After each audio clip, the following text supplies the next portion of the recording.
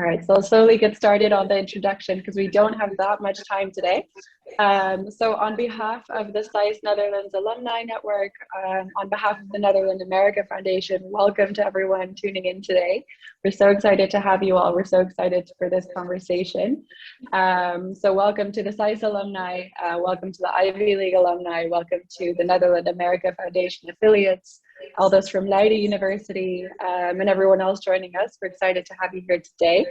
So a little about the event. We're going to listen into a conversation on US-Netherlands relations in the global context between Bert Koenders, the former Minister of Foreign Affairs for the Netherlands and current Special Envoy for the World Bank, and Marja Verloop, the Chargé d'Affaires for the US Embassy in the Netherlands at the moment. Both speakers have a lot of interesting things to say, I'm sure, so I'm going to keep this very short. A quick couple of points on the house rules. If you have any questions, I think you should all be muted automatically, but if you have any questions, there's a Q&A function you should see on your screen, so feel free to ask any questions through there. If you have any comments or thoughts, or if you're having trouble with the Q&A function, please feel free to use the chat as well.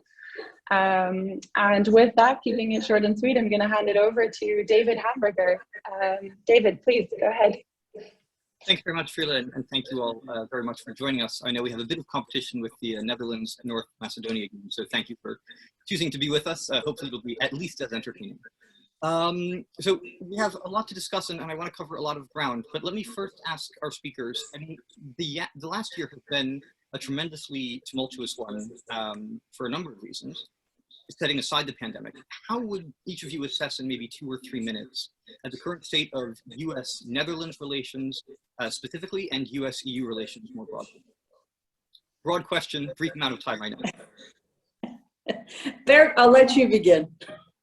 Well, first of all, thank you very much. It's a great pleasure, David. Thank you very much, and the organizers to do this. It's really fascinating. I'm very happy to be with all colleagues around the world who have been at SAIS, or at least at an American university, and a connection with the Netherlands.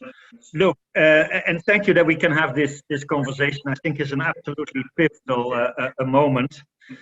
Let me just say a few words. First of all, we are just coming from a week, I think, with a whirlwind of summit of President Biden to Europe, to NATO, to Brussels, to President Putin in Geneva. And I think, first of all, for us in the Netherlands, but I think more generally in Europe, let's say in a time of great unpredictability and geopolitical and geoeconomic competition, and I don't have to go into it because everybody sees that around the world, I think the first impression is, of course, in Europe, but also in the Netherlands, I guess more broadly, a sense of relief. That we see efforts transatlantically to work pragmatically together, that key areas of multilateral cooperation that I was used to when I was foreign minister, with working closely with John Kerry at the time, Paris Agreement, the TPOA, at least the effort to restore that, the recognition of the WHO, an exciting stimulus package in the US economy, it's a very activist president. I think as a first impression, obviously helps to create a sense of relief. Don't forget that I remember very well a year and a half, and I'm not putting this on the blame necessarily only on the United States, and we'll come to Europe in a second, but obviously there was an active division of Europe by external actors, including the United States and President Trump, insults to Merkel, calling into question of NATO, and sort of the sympathies within Europe, more or less publicly directed against Germany, but also close cooperation with countries like Poland and Hungary, which is nothing against that, but created more division in Europe and Europe let itself be divided during that period. So a sense of relief, a pragmatic agenda, a president and a US that believes in multilateralism, and that's obviously important for a country like the Netherlands. As a smaller nation, we need that kind of cooperation. I think it's also a value proposition, which is important. A value proposition away from a world that is clearly, and I'm very worried about that, we'll talk about it a little bit later, but issues of human rights, of democracy are defining very many countries. I see civil, not only in Russia and China, but in many countries you see the civil space being reduced. And I appreciate that we have this new pragmatic agenda. Let me say two other things, also for the discussion. We are not going back to the future. And I think President Biden has said that when he appointed his team, and I'm very happy to have actually worked with many of them, of course, as a smaller country, but there are many similar people, Jack Sullivan at National Security Council, the Secretary Blinken, who had a great responsibility. And I remember President Biden saying, well, it's not a team because the world has changed. And we don't go back to the world before Trump with a sort of automatic dependency on the US or a similar relationship. We see fundamental changes in Europe and the US. In the US, there was already clearly a pivot to Asia. Europe is seen also very much as a part of an alliance which has to take a specific position in the context of Russia and China. We can get into that in a minute. But so we don't go back to the future. And the worst would be if either the Netherlands or Europe would think we can sort of redepend on the old America, because I think the key will be also the coherence and consistency of internal consensus in the US. We've seen a certain amount of, in the percentages of opinion polls, not so much a criticism of the US, but in a new generation, I think the US is less seen as a model. And at the same time, we see, of course, in Europe that it's struggling for its own coherence, for its own consistency. We just had elections today or yesterday in France, 2 weeks ago in Germany. They will be very decisive as to the future of Europe. Now, the Netherlands comes in here, and I'll round up because I was asked to be very short and not give introductions, which I think is much better. Look, I think this cautious optimism is also there in the Netherlands. We in the past, I was wondering, our cooperation with the Netherlands, at least in my time, but it's already now more than 3 years ago, was very closely on many issues from our the support we got from the US in issues like being part of the support group for Syria, on issues that we work together more behind the scenes on Iran at some point, but of course also on more bilateral issues. We had issues around Guantanamo, where I actually sided with the US government more than my own government in trying to get some people also here in the US. But I'm sure that there will be bilateral issues that we will discuss, ASML, the relationship with China, the 2% defense expenditures and so on. But I think we're talking about a different situation right now. And my biggest challenge, I think, for the Netherlands, for Europe and the US will be, how can you be coherent yourself in order to cooperate the best? And how can we also to go to a multilateral agenda around some of the issues I mentioned, managed globalism, human rights, looking at a world which has become more risky, and thinking about the international public goods, which I think is absolutely key. And we have had a time in which issues now with vaccines, what we talk about later, I'm sure we'll come back to that we can work together, but we also have differences. And it's the best is we know to do it not only in a transactional way, which was a bit the case around President Trump, but value-based, and also looking carefully and anticipating on these different issues of technology, economy, defense, how we could work together, because it's not easy. But there is a relief and a positive mood, I think, after last week in the Netherlands and in Europe. Great. Thank you very much. Chargé Verloop, cautious optimism. Do you share it? Absolutely. I think I agree with everything that Bert said. Truthfully, I think he encapsulated a lot of the points that we feel. I mean, certainly the past week was really a chance to highlight the importance of revitalizing the transatlantic relationship. I think that happened. I think that the cautious optimism may even be more than just cautious optimism. I mean, you can look at the favorability polls, particularly here in Netherlands, it's pretty dramatic. I mean, I don't think it's a secret to anyone that, of course, the last year has been momentous. There was a dramatic shift between administrations. And while we have a long, historic, enduring partnership with the Netherlands, that doesn't mean that individual people don't change that dynamic, right? And I think it's safe to say that there wasn't necessarily a lot of pro-Trump sentiment in the Netherlands. And I think it's pretty radical that essentially in the past year, you now have a 27% increase in favorability ratings towards the United States. And I think that's a little bit more than cautious optimism. I mean, from my readouts from people who were in Brussels last week, I think there's actually a lot of enthusiasm. I mean, there may be a little bit of hesitancy. There may be a little bit of concern that maybe the US isn't quite exactly the trusted partner and what happens if there's a new administration. But I think in terms of sort of positive energy, positive momentum, that very much feels there. I think that President Biden, Secretary Blinken, I think they have been very clear in terms of where they've made their initial travels, where their focus is, how much they value the partnerships. And I think, as I mentioned, this idea of doing it based on shared values and going back to this idea of, everything that was created in that post-World War II environment, NATO, the EU, these are all really sort of foundations and cornerstones of that transatlantic partnership. And it's really important to put the focus back there. I mean, yes, the nature of the relationships will change. Of course, we're also talking about being in a pro-Brexit environment, post-Brexit environment. That changes things, right? It changes the calculations.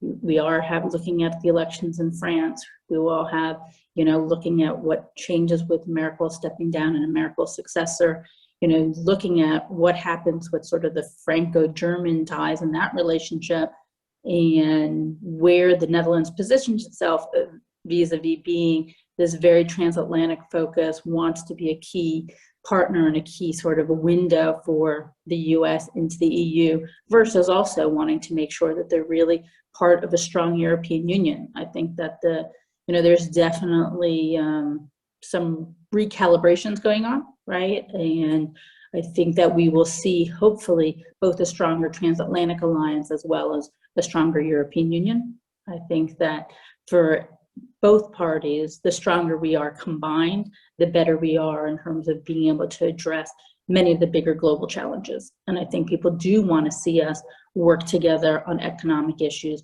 work together on battling COVID, work together on addressing concerns around China, around trade. And these things, I think that, again, if you can base how you approach them on shared values, that the strength and the depth of our histories together, I think, help move that agenda forward. I very much appreciate that perspective and the optimism. I guess let me be somewhat pessimistic for a second. We have the cyclical trend, which you've absolutely identified. I think it was 30% approval rating according to Pew last year, up to 57% approval rating in the Netherlands for the US. So clearly, cyclically, there's been absolute progress. I mean, I guess the other question is, in a secular sense, though, is it the case that that is enduring, not only because of the values issue, but also is it just the case that that Europe is perhaps pursuing a slightly less US aligned approach?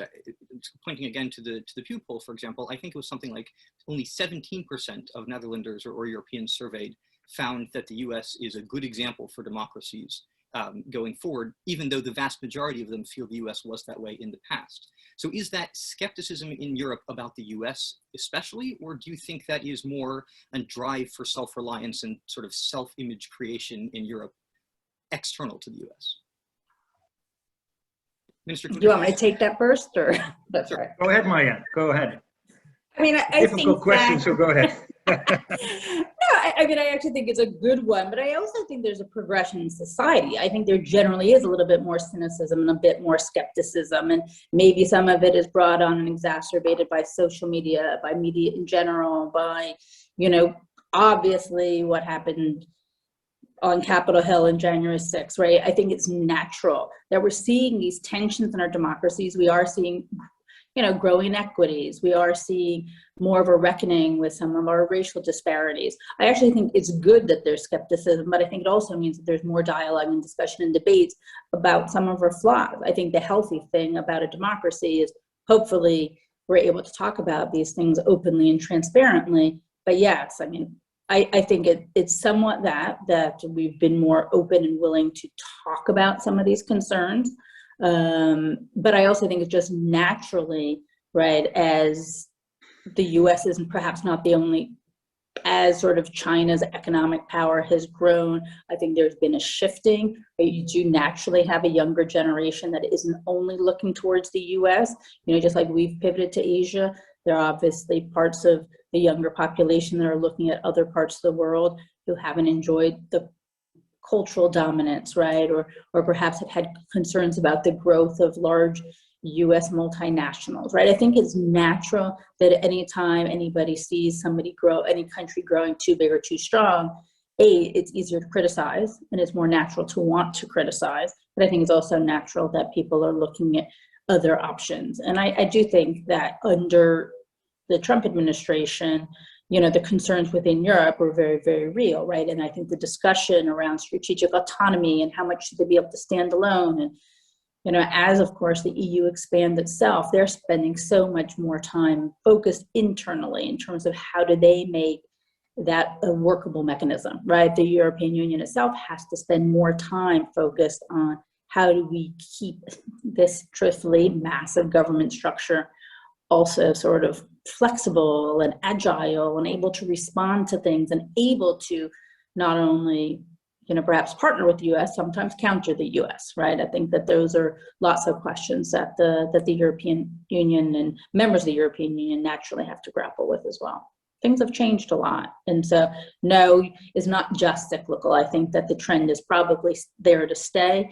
And the most we can hope is that the enduring values, though, in the history, though, can never leave either, right? Just like I'm of Dutch heritage and very proud of that, the truth of the matter is much of the United States was founded on European values, right? Models of government. I mean, our Constitution was based on the Dutch, right? So I think that there are things at the end of the day, we may question about each other, but maybe it's a healthy tension, right? Maybe it's still a tension of friends and partners who are able to challenge each other and debate things because they're more equal. And I think at the end of the day, that's probably a good thing.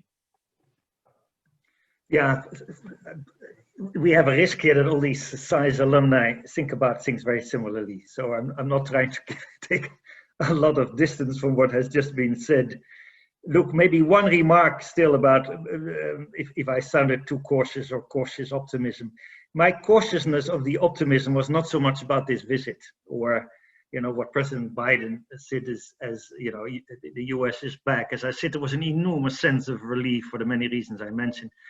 I think it is in confrontation with the severe issues we have post-COVID in terms of geopolitical challenges and the rivalry with China, you know, this good efforts still have to be proven in practice. That is my caution, and that caution depends very much, even more so, and that brings me to this question, about the cohesiveness of our own societies. You see that, I think, very clearly. I mean, if you talk to Jack Sullivan, National Security Council, he spoke about a foreign policy for the middle class in the US to ensure that, you know, there were interviews of what do you think actually of the rest of the world, these opinion polls you were talking about. I agree very much with Marja. I wanted to say maybe a few things. First of all, we need to invest in it. I'm coming from a generation, you know, I was not a post-war generation, but after that. But still the idea was the US has liberated us from the war. Then you had the post-Cold War generation, you could say, who was at the time of sort of American leadership and indispensable nation, and people criticized the US from the left or from the right, but it was a different time. We're living in a completely different world in which the West, as a traditional term, if it's a good or a bad one, in any case has to redefine itself on the basis of the values that Veerle was just mentioned. Look, I don't think, if you look to the Netherlands at least, also a younger generation, China is not a model. You have some people in the extreme right that would find Putin-esque authoritarian leadership attractive. I still have to see how far that goes. There is a challenge there. But I don't think there will be quickly alternative models where everybody would say, okay, that's much better than the US. I see in the US, I see much less interest in Europe. If you go there compared to, you know, the many times go there on and off, which I understand also. We are in the future 5-6% of the world population. The US is smaller relatively than the rest of the world. So the way we deal with the rest of the world redefines the West and redefines us. And in my sense, we have to be very realistic in that. First of all, public opinion is volatile. Veerle, you mentioned it. 30% when Trump was there. Now it's 57%. Yeah, why? Because of obviously a lot of the policies of the present administration are seen as more positive, and there is a certain skepticism about the political model, and as you say, the 6th of January. But you have the same in Europe. Look at Hungary, look at Poland, look at some of the issues. I mean, we can talk about. I have always seen, and this is of course, Veerle, you can do that. You're representing the U.S. government, but Trump is a symptom of something. Something that also is here in Europe, that has to do with a certain way of looking at globalization, about the losers of globalization or public opinion, and making sure that the rest of the world is not only seen as a risk, but again as an opportunity. That's where I see the challenges. And I know many examples of my own country. When I was foreign minister, I remember very well that I was asked first by Thierry Baudet, who is now a smaller country but won the elections in 2018, first why I didn't give the whole MH17 investigation to President Trump, because he had much better relationships with Russia. And these are the similar groups that are very close to some of the autocratic leaders in the East. We have all kinds of challenges in our societies. And I think, and that is what I've seen very much in President Biden's policy, is very activist policy in the economy, on climate, on post-COVID, but also in his sense of preparing for, technologically and so on, for the not so much the conflict in my view, but the competition with China is a sensible one, and we can learn something of that in Europe. I think it's to a certain extent, and now I should be forgiven by Veerle, but there are elements of social democratization of US domestic policy at the moment, which I, of course, from my side appreciate, but I leave that for what it is. Let's maybe pick up there then. China is obviously a huge question geopolitically and also for the US-EU relationship, certainly from the Dutch perspective especially.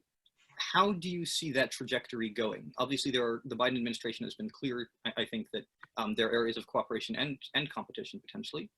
How does that manifest in, let's say, 5 years? Where does Europe sit in this delicate balance between preserving that values-based relationship transatlantically and also pursuing opportunities in China, while keeping in mind that that debate is live? I think in the Netherlands, the parliament, the Tweede Kamer, recently declared what's happening in Xinjiang a genocide. Yeah. Clearly, there are tensions here that go beyond just sort of tension and rising power competition. How do we net those forces out? Maybe Chargé Verloop, would you like to start? Sure. I mean, I think what's interesting, right, is one thing that hasn't particularly changed a lot between the Trump and the Biden administration is our focus on China. The policy is actually pretty well stayed on course. I think what was fascinating, I think, over the last 4 years was the increased visibility, the increased discussion, and the change, I think, in the tone and the tenor of the conversation around China. Maybe the US focused there a little bit earlier than our European counterparts, but there was a huge change over the course of the last 4 years.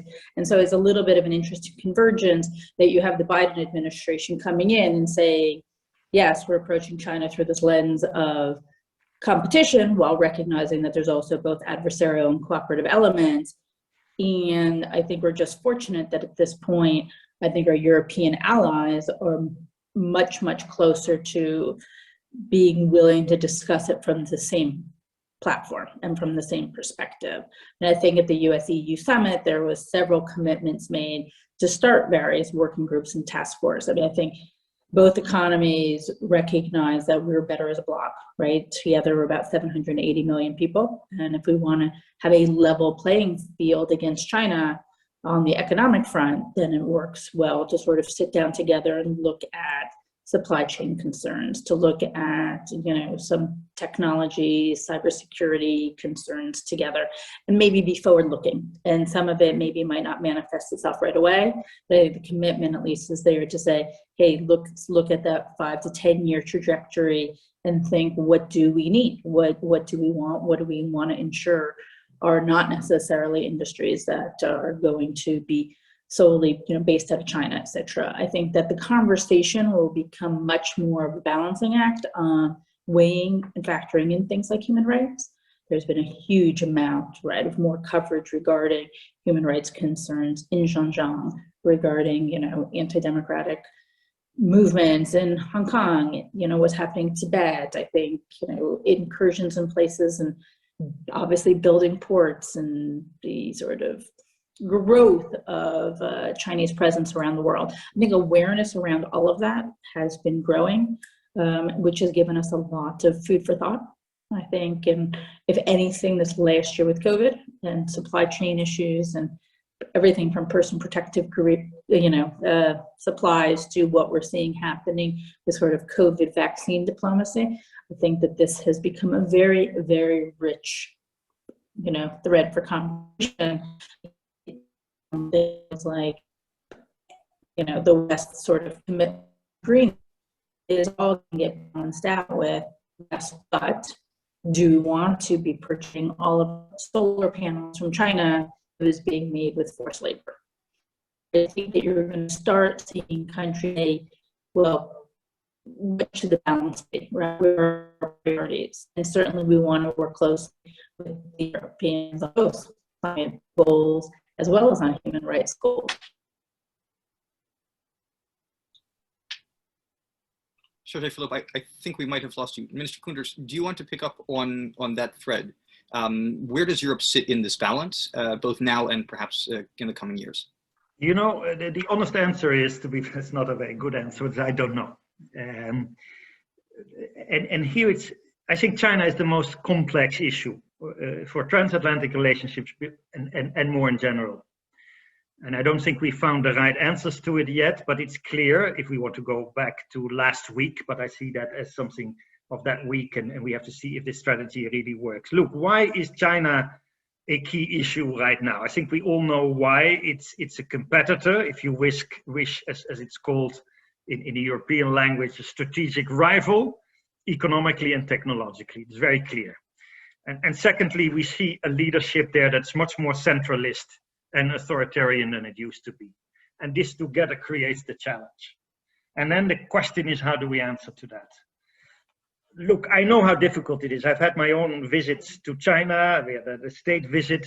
Issues around human rights, autocracy are extremely difficult to deal with the Chinese, and we see a more authoritarian reality. And I've found Europe in certain areas much too slow. Look, for instance, how the Biden administration, but I think even the Trump administration before that, or especially the Trump administration, reacted better, in my view, on what happened in Hong Kong. But having said all this, I'm not so sure we still have yet a common agenda. It's also early days, I would say. I'm not saying early days, we should have maybe started earlier, but in terms of this new, possibility of doing it with Biden.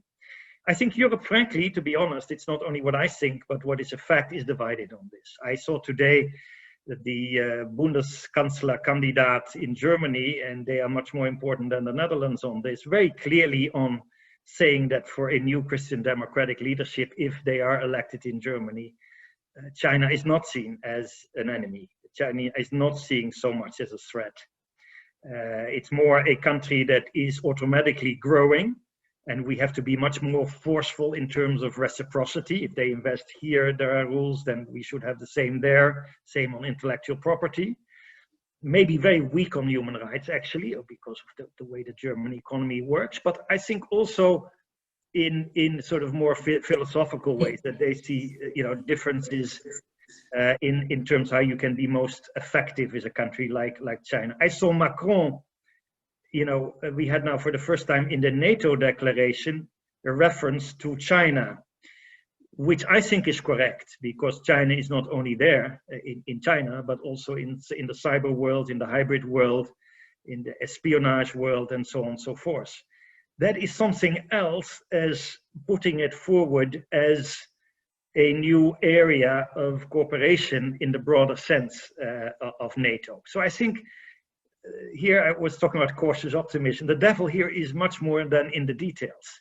I think we haven't agreed yet how we make the balance between China as somebody we want to cooperate with.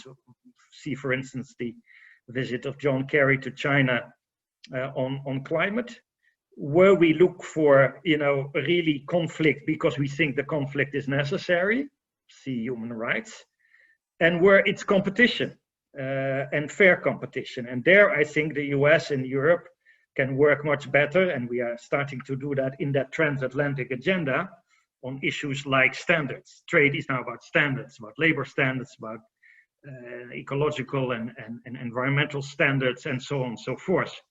But here there is still a lot of differences in regulations and market situations between the US and Europe. So there's a whole agenda there. In short, I think we still have pretty large differences within Europe on how we face China. China itself is complex. After all, you don't warn China for the last time. This is 1.2 billion people.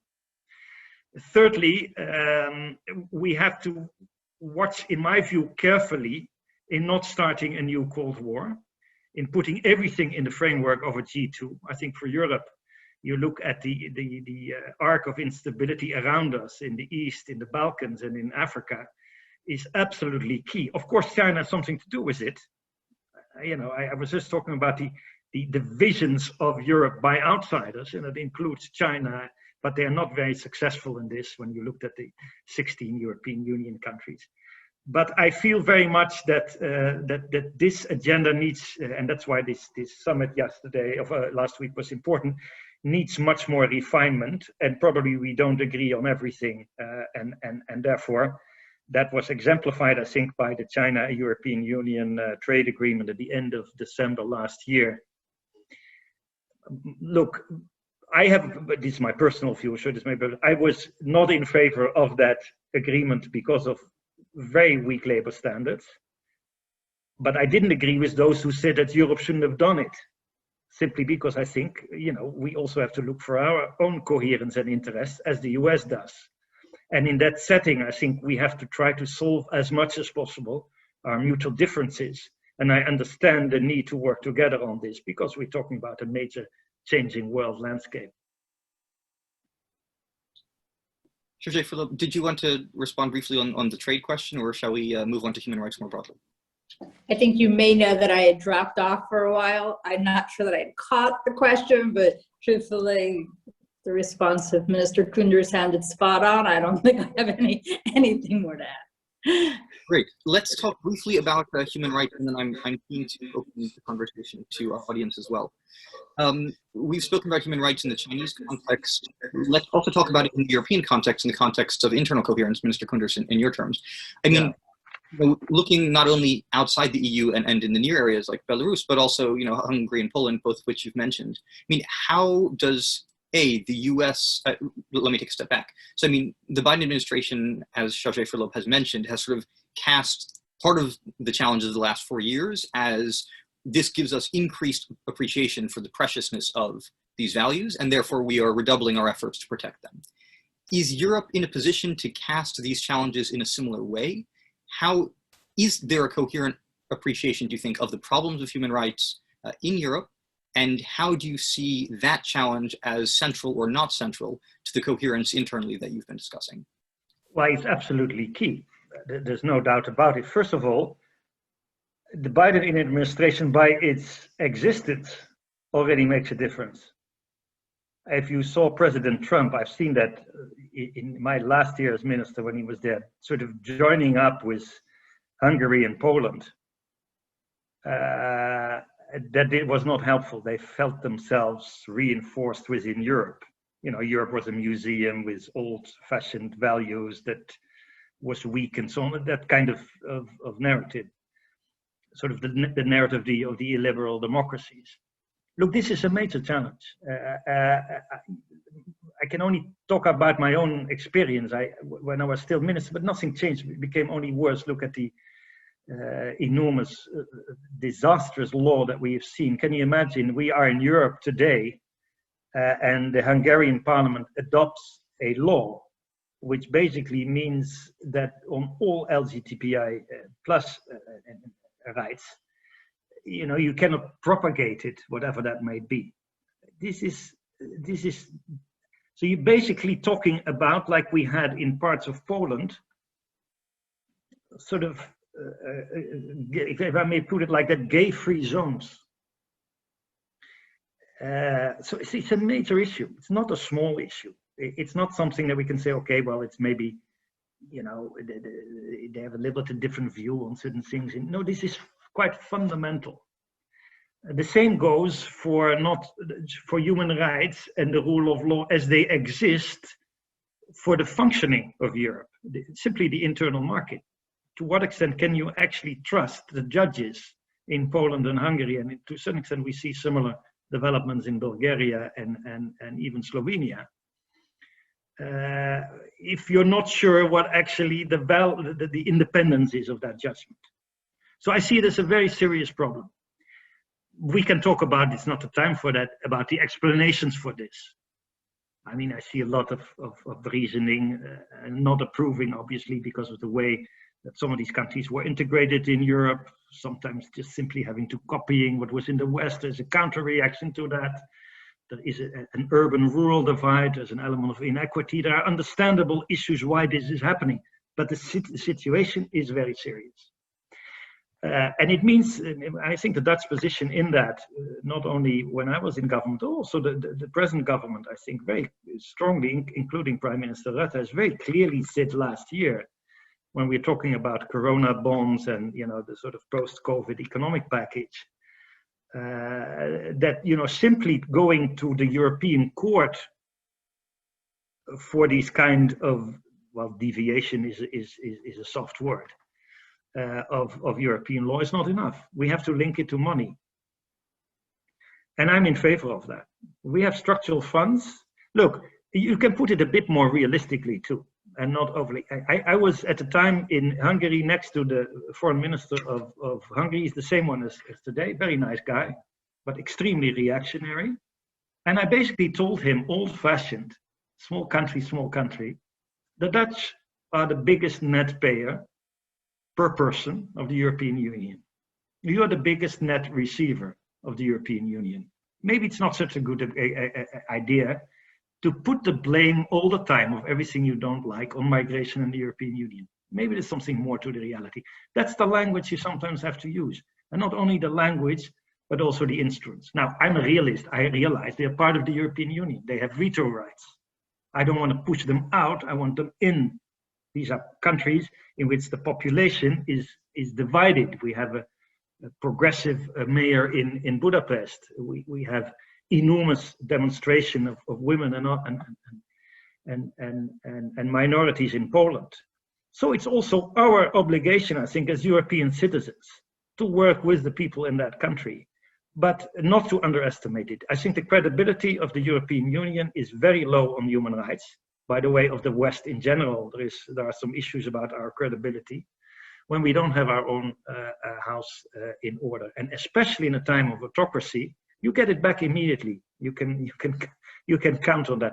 I'll tell you one story. Last anecdote. We went to a meeting in there was the ASEAN, the European Union Ministers of Foreign Affairs in ASEAN. About the key issues that Marja was talking about, the relationship with China, with Asia, and the first minister that asks for the floor is Hungary. And they say, listen, we're very glad to be in Asia, but we don't agree on everything. We are against migration. That was his contribution. Well, if that is the first declaration of a European minister, showing it's the division on core values, we can forget it. So I'm on purpose exaggerating a bit, but this is a key issue. I think we have to tackle it. It's not easy, but we can do it. Chargé Verloop, what is the role of the US in this issue? I mean, President Biden, I think, at the G7 was very clear in his speech about uniting forces behind democracy and behind the rule of law. What role does the US have to play in this, if at all? I think that much of the world continues to look to the US to provide leadership on every issue, and including on democracy and human rights and rule of law. And that's not to say that people don't question what's happening in our own country, but it is to say that when we come out and we reprimand or rebuke, or perhaps we even sanction a country for human rights abuse, or Russia infringing on the Ukrainian border, it means something, right? And of course, when we can, our preferences, of course, is to have as many other countries come on board with that as well. And generally, when we go to the Netherlands is a very strong partner on human rights. And for the most part, they want to sign on. I think that the Netherlands does see what's happening and is very concerned about what's happening within countries actually within the European Union. And that is something that the European Union is going to have to grapple with, because that loss of credibility, as you start seeing what's happening in Hungary and Poland, etc., I think worries everybody. But what I think I like about it is generally they say, look, we want to sign on. We want to come out against what's happening in Xinjiang, or we want to come out about what's happening, in country X, Y, or Z. Our first preference is that it be a joint US-EU message, and if we can't get to that point that it can be with the EU, then we, would like to hopefully get other like-minded countries on board, right? And I think that's actually a good policy. They're not willing to not sign on because they can't get agreement within the EU, but they at least strive for it, right? I mean, I think that there generally is the sense that the more consistent we can be, the more collective action we can take, the more of a collective response, it means more. I mean, when we take sanctions, right, all of these things, the more people and the more countries that stand behind it, the more meaningful it is. I mean, you can't truthfully have, I don't know, truthfully things like Khashoggi killing and have countries not take action, and people, then these countries start to think, oh, well, see, we can just get away with it. There is actually no there's no bite to the bark. You need to actually make sure that something happens. Otherwise, people are just going to roll their eyes if the US doesn't take action and we don't have more countries join us. Can I just say one thing on this still? Because I'm dealing a lot with the rest of the world as well in my present posting. And I have to say that both Europe and the US are not doing a whole lot when it comes to keeping very much issues around international humanitarian law and refugee law. It's not very much in fashion. I've seen, let's put it bluntly, you kick out 800,000 people of Myanmar, you get one resolution. And we know why, but it's just mentioning. The same basically in Yemen. I don't see nor the US, and we cannot do it over there. Let's make me no mistake, I'm not saying that we don't live in a world that the West can decide all these kind of conflicts. But we have gone to another extreme. Now, on the issue of getting our own house in order, the question is this going to be a concerted effort of the citizens of Europe and the governments of Europe, for instance, towards Poland and Hungary? And all the instruments we have are relative. First of all, I think we should use our European court system. That's happening, and it could be even more consistently. We have this issue of the funds, and I think with the mechanism is insufficient, but the mechanisms we had at the time, the rule of law instrument, when I was still minister, we tried to elaborate on it. It was very weak and very complex because countries don't also always want to look at themselves either. But I think there is more possible than we see here right now. And in terms of anti-corruption and funding and making sure that monies are well spent, I think a coherent and consistent approach can mean more for the pressure on Poland and Hungary. And if we could do this together with the US in a sort of concerted effort with different responsibilities, it might be leading to something, but it doesn't make maybe a difference from the day of tomorrow and now. But I think it's a major challenge. I think for the credibility of the European Union and our institutions and the consistent behavior of the other governments, including the political families, by the way they deal with fellow parties in that country, in those countries, be they Christian Democrat or Social Democrat, you need a concerted effort on different layers, and then you hope that it might make a difference. Terrific. Why don't we go to the audience for a couple of questions? There are many more questions and topics we could broach. But if you have a question, why don't you go ahead and put it in the Q&A panel, if you would. And in the meantime, we have a question from Mees van 't Werf, who asks, how should we navigate the quite significant possibility that the next US administration will again pursue an America first approach to international relations, i.e. by leaving the Paris Climate Agreement, perhaps not supporting the JCPOA? To put it differently, how should Europe and our relationships deal with the increasing oscillation between US administrations? I know we've touched on that briefly, but perhaps if Chargé Verloop, you have a sense of how we can answer European critics. Oh, I mean, right, there's never a guarantee. And so I can't say with any assurity that in 4 years it couldn't change again. I think the best you can say is make the greatest strides that you can in the time that you have. And I think that the Biden administration is putting out very ambitious goals, both for the Paris Agreement, but across the board, and what they want to accomplish in terms of tackling things like minimum global taxes and dealing, with infrastructure. I think that all they can do is say, let's put forward a really forward-leaning agenda. Let's try to accomplish as much as we can. Let's make the proof in the pudding, sort of. And, hopefully our European partners embrace that for the time that they have it. But just like we don't necessarily know where the direction of politics will go or governments will go here in Europe, I can't say with any guarantee that, some future administration would stick with the Paris Climate Accords. But to be fair, right, I mean, I was working on climate change when we pulled out of Kyoto. We pulled out of Kyoto, but then we did sign back on to Paris. Yes, we pulled out again, but the point is these things go in waves. And I think the one thing that people sometimes forget when they're focused very much on the name of the agreement is they think that all work or all investments come to an end. And the truth is they don't, right? There is a lot of background that goes into anything like greening your economy. And so what I think I found is sometimes at the highest political level, there is this sense of, no, we don't want to be signed on to this treaty, or we're never going to pass that through the Senate. But truthfully, on a day-to-day working level, whether it's tackling methane, whether it's looking at carbon capture and sequestration, the truth is there actually wasn't some massive reduction in effort. I mean, what you sometimes see in the US is maybe there's a shift from the federal focus to the states taking leadership. But I don't necessarily know, because we have such the patchwork approach between what is a federal competency, what's a state level issue, yes, we could have a change at the federal level, but you're not overnight going to have 50 governors change, right? You're not going to have this massive shift. And so anything that we said in terms of a climate target at the federal level still ends up getting implemented very differently in a Georgia than in a California, right? So I think you have to be a little bit flexible in recognizing that sometimes we reach our goal in a more circuitous path than maybe we want ideally, but I think that is sort of the nature and the reality of both the US economy and of US politics these days.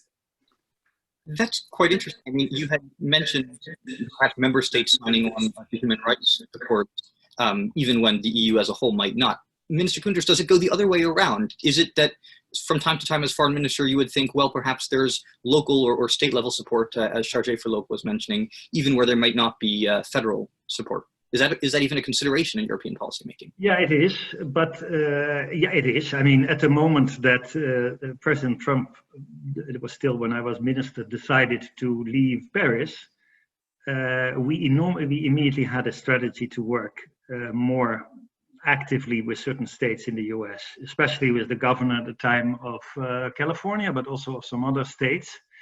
And we had even a task force working with our state secretary for the environment and him. But so that's true. I mean, fortunately, the multilateral frameworks are frameworks, and they're giving a direction and finance. And I think it's also true what Maya says, the vagaries of democracies are there. But to be very honest, I'm much more concerned about this.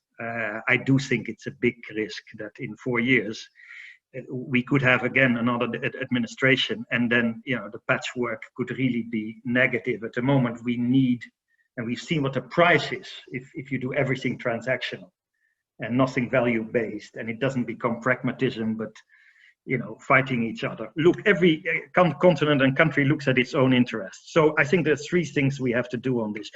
First of all, I think on the pragmatic framework that Biden has put forward, the Europeans should be very keen on looking at especially this point. I was very appreciative, for instance, on issues around tax, around standards, maybe even around the gig economy, that we start talking already immediately right now. Because we need common standards on that. The Europeans' biggest geostrategic strengths, I wish it would have been also better on other areas, including security and foreign policy, but is on these kind of issues, is on standard setting. We've seen that in the gig economy and in trade and industrial regulation and so on and so forth. Again, there it's very important for the future of managed globalization and trade, which is also opening up for developing countries and others, that we do this in a fair way and that we discuss this as much as possible in terms of common interests. They're definitely not all common interests. Let's not fool ourselves. There are America First issues in present American foreign policy, be it in Afghanistan or in issues related to Buy America First. And we have the same in Europe. So the question is, you know, we have a standstill now around steel and around Boeing, around Boeing Airbus, not about steel. That is also a positive sign. Let's exactly as Marja said, these sort of issues that come up right now, early in administration, before you have the next already elections in the US in a year's time, get as much as possible permanent in terms of policies. I hope in the US as much as possible that could lead to more than just executive orders, because I am worried that, and I don't blame President Biden for it, I know how difficult it is, but it is of course not bipartisan at all right now. So I think we should be very worried at the same time. So the second point is not only do it as quickly as possible, but also prepare both our European administrations of going to fair deals, so that also the US can go further. But the US can also not expect from us we just stand in line. So there will be the challenge will be in how we deal with this differences of opinion and these kind of things. But the most important is, frankly, that Europe should realize that this can change in a few years, and that we have to be much more. And this is my worry: that we don't simply go back to the future, as I said in the beginning of our talk. That this whole issue around standards, our social model, our foreign policy should be much more influenced again by a strong European, and I don't like all the big words that have been used so far, geopolitical commission and strategic autonomy. The more difficult words you use and nobody knows what it is exactly, the more risk it is that it doesn't happen at all.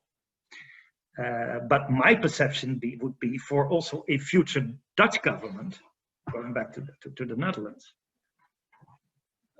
that we see how important in a big world this is. We cannot redepend on the EU, on the US. It would be very good if we can have this cooperation, this multilateral support in a big world.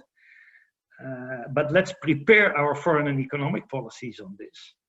And also in terms of the Dutch position in the European Union, not just take our own alliances with Nordic countries or think that we are the new UK, but play, yes, a pragmatic role, because we're good at that. We don't have to, you know, go by automatically the German-French connection to the extent that it exists. But in the end, they are our cornerstones.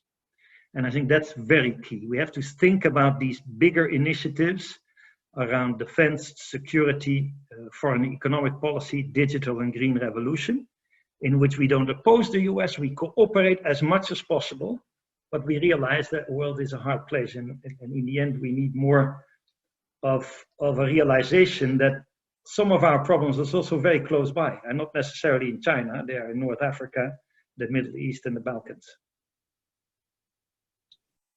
So those are all topics on which you could pick up Afghanistan and all the rest. I hope we'll have time to get to them. Let me ask in the meantime a question sort of drilling down on something you mentioned about standards. We have a question from Rachele Gianfranchi, who asks, are there any tips that either of you have for businesses that are trying to work in a transatlantic way, but might find that there are either disparities in standards or lack of alignment on regulations, privacy, etc., in implementing that? Perhaps Chargé Verloop, if you want to begin on sort of ways practically that standards could align, if that's something on which you want to comment. I think standards and regulatory differences are always big hurdles in big trading relationships. Truthfully, I served in Canada for a long time, and of course, it's our biggest, closest neighbor, right? And we trade cross-border daily at huge volumes, and yet I was always struck, right, by how big a hurdle some of those little things really are. I think that the Biden administration is very cognizant of some of the problems that it creates in the relationship.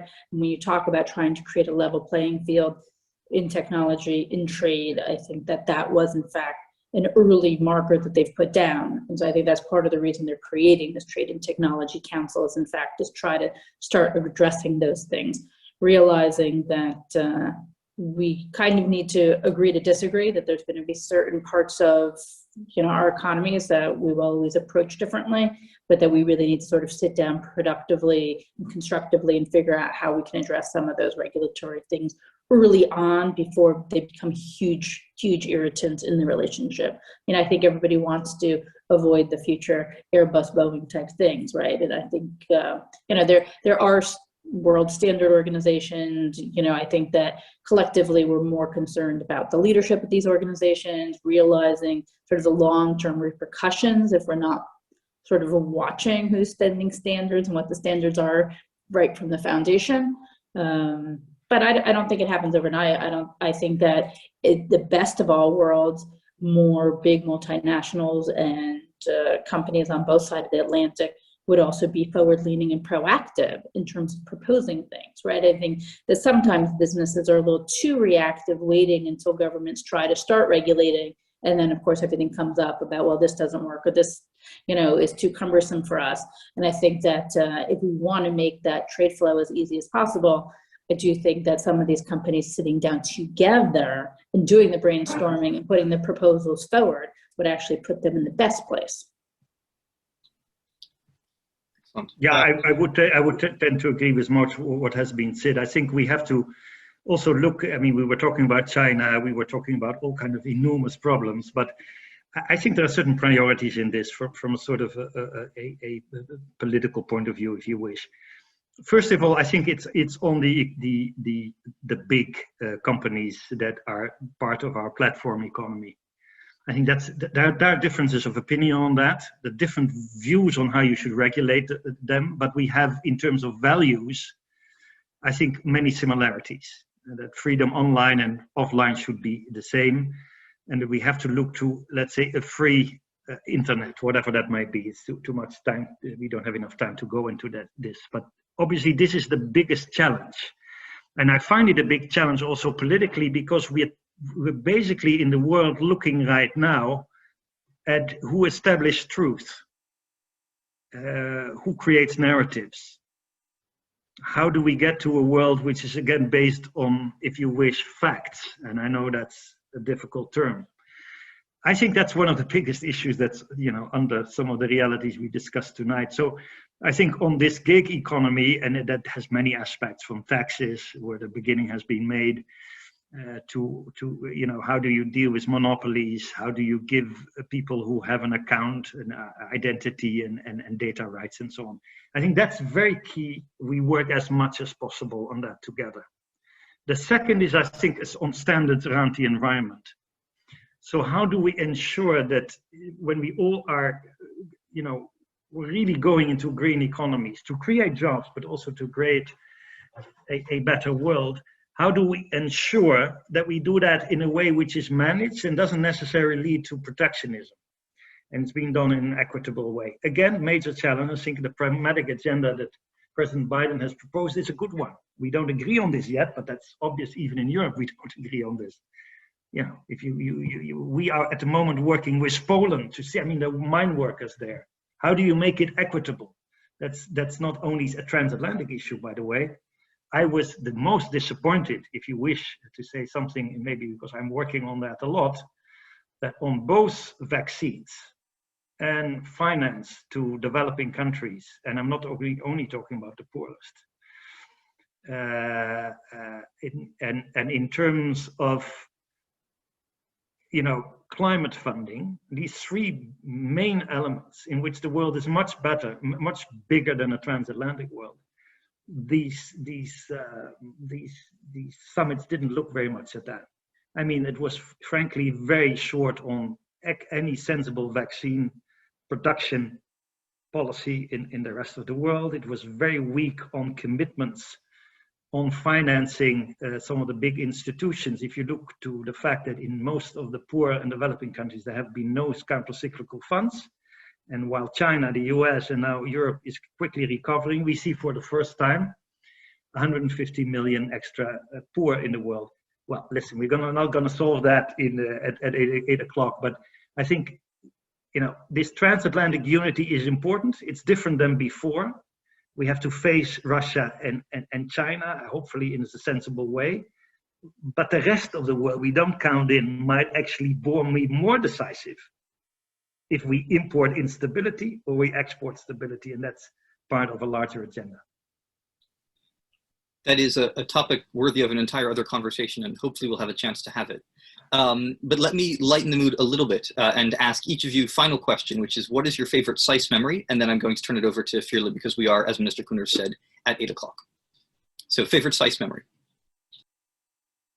I guess I will kick it off. First, let me just say thank you for having us. It's been a pleasure. Yeah, for me, because it was in the middle of my career, for me, it was just wonderful to sort of get off the career trajectory for a little bit and get back into a deeper, wider pool of students, right? We had students in my class who were from all over the world and came with all sorts of different backgrounds, you know, doctors, diplomats, lawyers. I think it was really enriching, again, to be able to take that time out from being in the Foreign Service and sort of regroup and have the time to sort of read and discuss and debate. And you always do love the outside speakers. I mean, that was always fun. But I think at the end of the day, I think just broadening your perspective and realizing that, you know, a lawyer coming from the Midwest or a doctor coming from Japan really enriched my understanding of how they were, which lens they were seeing the world through. And I think I brought that back to my job, and I was very delighted at the end of the day. I think how it sort of rejuvenated and renewed my enthusiasm for my work. And I think opened my eyes up to a few things I hadn't considered previously. So, you know, your cohorts. And it's also fun. Coffee breaks are always fun. Yeah, for me, I mean, Marja, we have the same experience here again. I think it shaped really my world to a large extent, both in Italy as in the US. You know, this group of students, and this, you know, it was at the time that the culture shock between Europe and the US was much bigger, I think, than it was right now. I cannot prove that. Maybe I'm even wrong. But, you know, and I remember we had the first African student in Bologna, and there were people on the street looking at her black skin. That were the times. It was a fascinating time of seeing our similarities as human beings, but also our differences of where we came from. And frankly, this also sounds very big and grandiose. I just see on the chat that I only see now that, you know, my good housemate Leonard Besseling is on the chat. Hi, Leonard. I mean, I met so many good friends and people. I think that's the best. And last but not least, pasta bolognese. Let's be open about it. Thank you both for ending on that note, and thank you both also for such an interesting conversation. So much food for thought, and also so excited to hear your favorite memories. That was lovely. I just want to thank you both, and also thank you, David, on behalf of the Netherlands Alumni. We were really excited to have you, and thank you also Netherland-America Foundation for hosting us and for letting us be part of your Bridging Worlds theme. So if anyone's interested, they're celebrating their 100-year anniversary at the moment, so have a look at their website. And then thank you for all the participants. Thank you for the excellent questions, and we'll hope to see you again soon. And good afternoon, good evening, wherever you are, and see you next time. Thank you very much.